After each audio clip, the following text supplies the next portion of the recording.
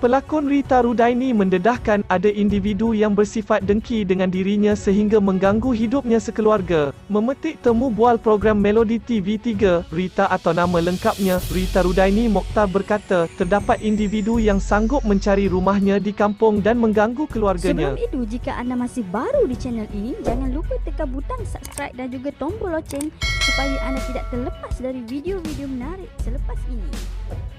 Masih lagi ada orang yang dengki, sedangkan saya tak bersuami, tiada job, masih lagi orang dengki, kenapa ya? Saya tidak tahu, tetapi baru-baru ni ada orang yang tak dikenali cuba mencari rumah saya di kampung. 2 kali datang siap tanya orang kampung, malam-malam dia merayau, orang kampung tanya cari rumah siapa, individu itu cakap rumah Rita Rudaini, dan berkata saya kawan Rita. Keesokannya, ibu saya tengah menyapu sampah, tiba-tiba ternampak katak hitam dah mati depan rumah, katak itu macam baru, hitam dan dah mati. Seminggu selepas itu pula, individu itu datang lagi ke rumah dengan mengetuk pintu hampir setengah jam, kemudian dia merayau di depan rumah sambil tengok sekeliling. Ibu saya cakap rupa paras individu tersebut dalam keadaan elok, ujarnya. Pelakon drama Shah Alam 40,000 ini juga mendedahkan, dia kerap bermimpi perkara-perkara buruk, namun menganggap itu hanyalah mainan tidur dan hanya berserah pada Allah. Sebelum kejadian tersebut saya juga ada bermimpi tentang kejadian yang tidak elok, kerap sangat, tapi saya hanya fikir mainan tidur tapi macam pelik.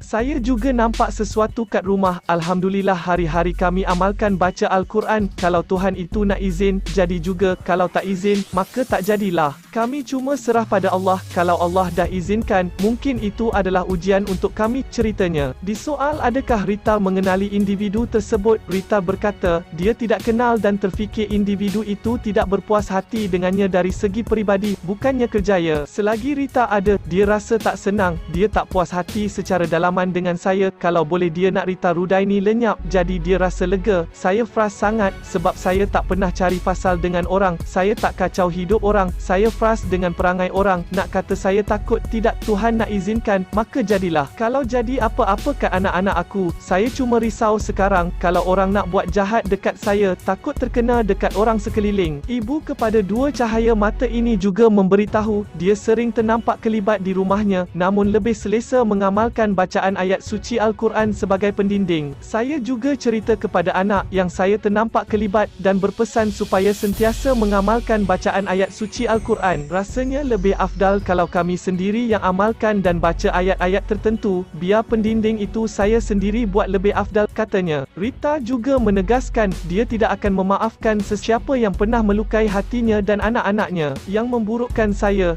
masih ingat lagi, bila saya kena troll dengan netizen, saya tidak hairan dengan semua itu. Saya memang pendendam, apa yang orang buat kat saya akan ingat sampai mati. Saya sejenis orang yang kalau dah carikan hati saya, sorry saya takkan maafkan. Mana tahu Tuhan nak bukakan hati saya dan lembutkan hati saya untuk maafkan, ya, tapi buat masa ini, tidak. Sesiapa yang telah merobekkan hati saya dan anak-anak saya, tidak akan saya maafkan, tegasnya lagi.